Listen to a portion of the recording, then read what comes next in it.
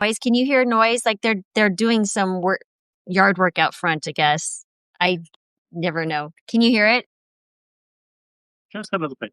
Not bad. Okay, I apologize for that. They don't have a normal schedule, so they just kind of show up. So it's our neighbors next door. So we really should talk about the beta-glucan. That's kind of what you're describing, right? So barley, like you had mentioned, is one of the most abundant sources of the beta-glucan, right? And it's what we describe as a soluble fiber. So what does that mean?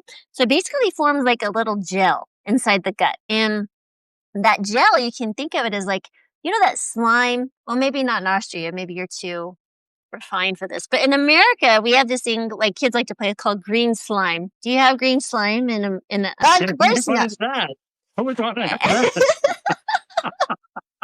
I feel like half of our talk is making fun of Americans. And that's okay. I will embrace it. So basically what happens is you get this kind of green, gooey, slimy stuff, right? And so it forms that gel. And what happens, you could think of it as it traps the cholesterol, especially the LDL, which is quote unquote the bad cholesterol. LDL is actually not really a cholesterol. It's just the transport truck that carries cholesterol. But for all intents and purposes, this will work, right? And so basically what happens is it grabs it and it pulls it out of the body and never enters your bloodstream because it's in the gut.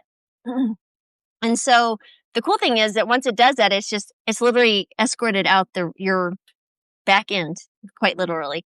But it also does some other cool things is it slows your glucose absorption. So when you eat, right, it slows down the glucose going into the gut so it doesn't get into your bloodstream so quickly.